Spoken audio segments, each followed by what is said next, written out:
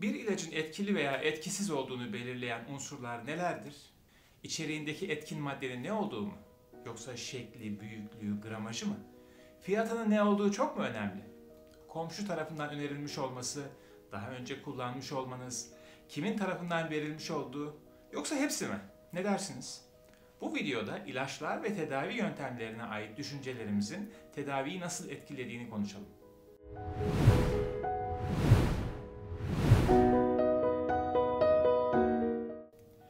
Düşüncelerimizin vücudumuz üzerinde güçlü bir etkisi vardır. Bazen bedenimizin iyileşmesine yardım da eder, bazen de tam tersi etki gösterebilirler. Beynimiz bir tedavinin güçlü etkileri olacağına inanır ise, tedavi yöntemi sahte bir ilaç veya yöntem dahi olsa vücudumuz üzerinde gerçek iyileştirici etkiler yaratabilir. Buna plasebo etkisi denir. Aslında plasebo sahte ilaç ya da boş ilaç anlamına gelir. Yeni geliştirilen ilaçların etkinliğini ölçmede kullanılan mükemmel bir yöntemdir. Yeni bir ilacı test etmek için gönüllü hastalara gerçek ilaç verilirken bir grup hastaya da plasebo yani hiçbir etkinliği olmayan ama şekli ve renk olarak test edilen ilaçlar ile aynı görüntüde bir şeker hapı, enjekte edilen bir ilaç ise tuzlu su ya da hiçbir etkisi olmayan bir şurup verilir. Hastalar kendilerine gerçek anlamda bir ilaç mı yoksa plasebo ilaç mı verildiğini bilmezler. Daha sonra gözlemci ilacın etkinliğini test eder. Bu arada plasebo ilaç alanlarda da bir miktar istenen yönde etki görünür. Aradaki fark asıl ilacın gerçek etkisini gösterir. Plasebo ilacı alanlar gerçek bir ilaç aldıklarını düşünürler. İlaç sahte ama vücut üzerindeki etkileri gerçektir. Üstelik test edilen semptom ağrı, psikiyatrik problemler veya uyku düzensizliği gibi durumlar olduğunda bu etki daha da belirgin hale gelir. Bu etkiyi açıklayan teorilerden ilki endorfin salgılanması üzerinedir. Plasebo ilaç alındığında vücut kendi ürettiği ağrı kesici bir madde olan ve morfine benzeyen endorfin salgılar. Bu durum fonksiyonel beyin görüntüleme yöntemleri ile doğrulanmıştır. Ağrı kesici ilaçlar verildiğinde beyinde opiyat reseptörü olan bölgeler uyarılır. Plasebo yani hiçbir farmakolojik etkisi olmayan boş ilaç verildiğinde de hasta ağrı kesici ilaç aldığını düşündüğü için bu bölgelerin uyarıldığı gösterilmiştir. Bu konudaki bir diğer görüş ise deneyimlerimizin belli bir sonuç ile eşleşmiş olması şeklindedir. Bunun anlamı ağrı kesici aldığımızda bu ilaç ile eşleşen sonuç ağrının azalmasıdır. Plasebo aldığımızda da aslında ağrı kesici aldığımızı düşündüğümüz için bununla eşleşen sonuç da ağrının azalması yönünde olacaktır. Yani aslında böyle bir sonucu beklememizden kaynaklanmaktadır. Beklentilerimizin de plasebo üzerindeki etkisi büyüktür.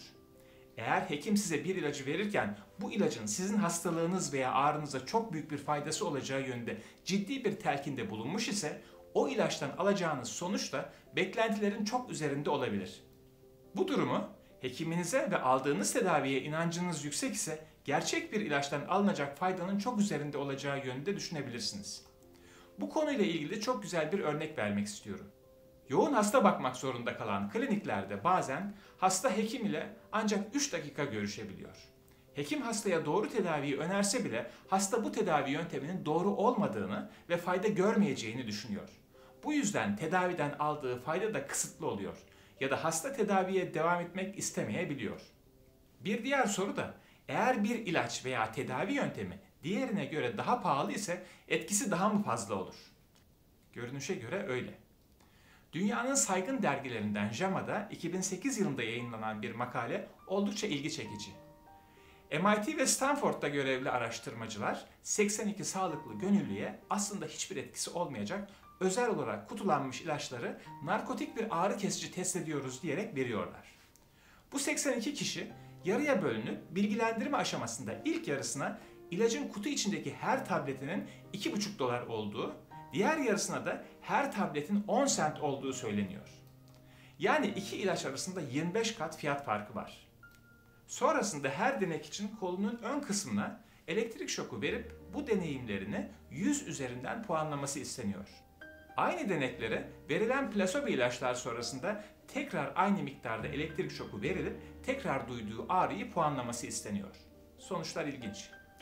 Yüksek ücretli plaseboyu alanların %85'i ağrıda azalma olduğunu söylerken düşük ücretli plasebo ilaç alanlarda ise Bu durum %61 olmuş.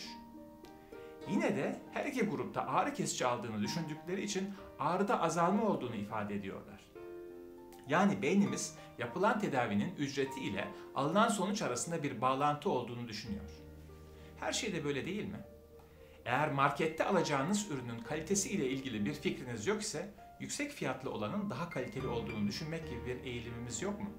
En azından ben de bir şey alırken fiyatının kalitesinin göstergesi olarak görme eğilimim var. Bütün bunların yanında komşu tavsiyesi ne kadar önemlidir diye sorarsanız, bizim toplumumuz için bazen hekimin önerdiğinden bile daha etkili olabilmektedir. Üstelik bu yöntemler milyar dolarlık ilaç endüstrilerinin önerdiklerinden çok daha etkili ve hasta açısından çok daha güvenli olarak bile kabul edilebiliyor. Aslında plasebonun fiziksel anlamda tedaviye yönelik bir etkisi yoktur. Sahip olduğu iyileştirici gücünü tamamen hastanın verilen ilacın işe yarayacak ilaç olduğunu düşünmesinden alır. Bu durum bilimsel olarak tam açıklanamasa da insanların istemeleri halinde kendi kendilerini iyileştirme gücüne sahip olduğunun göstergesidir. Bazen de bir ilacın yan etkileri olduğuna inanırsak, o ilaç etkisiz bir ilaç dahi olsa yan etkiler vücudumuzda görünebilir. Buna da nosebo etkisi deniyor. Örneğin test amaçlı deneklere hiçbir farmakolojik etkisi olmayan boş kapsüller verildiğinde, hekim eğer denekleri bu verilen ilaçlara ait kaşıntı veya karın ağrısı olabilir diye uyarmış ise, deneklerin bir kısmında bu yan etkiler görülebiliyor.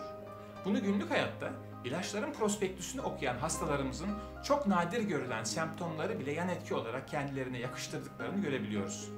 Halbuki bu yan etkiler milyonda bir dahi görülmüş olsa prospektüse eklenmek zorunda olan çok nadir, beklenmeyen etkiler olabilmektedir.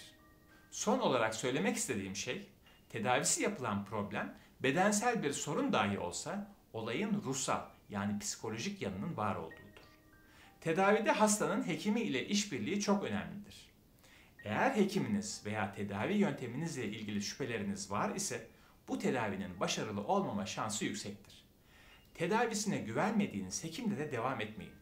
Doğru tedaviyi uygulasa bile sonuç alamayacaksınız.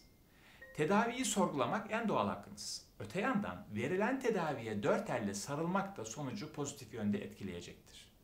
Ortopedi, beslenme ve spor içerikli videolarımı kaçırmamak için abone olmayı ve destek için beğenmeyi unutmayın. Yüzünüzün hep güldüğü, sağlık problemleri yaşamadığınız aktif günler sizlerin olsun.